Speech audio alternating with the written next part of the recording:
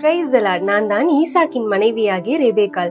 என்னை எல்லோரும் அழகுள்ள பெண் என்றும் தேவனுக்கு பயந்த குணசாலி என்றும் கூறுவார்கள். ஒரு நாள் என்னுடைய தகப்பன் வீட்டில் நான் இருக்கும் பொழுது கிணறில் போய் தண்ணீர் கொண்டு வருவது உண்டு. அப்படி கிணற்றில் தண்ணீர் கொண்டு வரும்போது தூர தேசத்திலிருந்து ஒரு மனிதன் வருகிறத கண்டேன். அந்த மனிதன் என்னிடத்தில் வந்து, எனக்கு தாகமா இருக்கிறது, தண்ணி கொடுங்கன்னு சொன்னாரு. அவருடைய ஒட்டகங்கள் 10 ஒட்டகங்களும் தாகமா இருக்கிறத நான் பார்த்ததுனால, உங்களுக்கும் உங்களுடைய ஒட்டகங்களுக்கும் நான் தண்ணீர் தரேன்னு சொல்லி அவர்களுக்கு தண்ணீர் கொடுத்தேன். அதனால அந்த மனிதன் சந்தோஷப்பட்டு எனக்கு தங்க வளையல்களை அணிவித்தார்.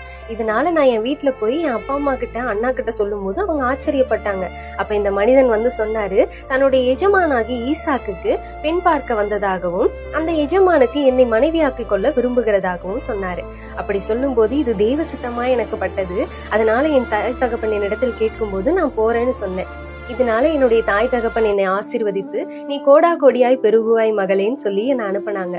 அப்படி நான் போய் ஈசாக்கை திருமணம் செய்து கொண்டேன். ஈசாக்கு தன்னுடைய தாய் இல்லாததுனால துக்கமா இருந்தாரு.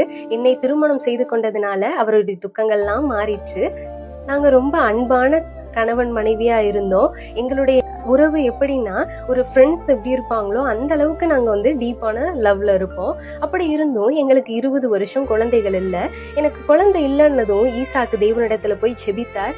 தேவன் என்னுடைய கர்ப்பத்தின் கனியை ஆசீர்வதித்தார். என்னுடைய வயிற்றுல 2 பிள்ளைகள் இருந்தது, ஏசா யாக்கோபுன்னு. அதுல ஒரு குழந்தை பெரிய ஜாதியாய் மாறியது.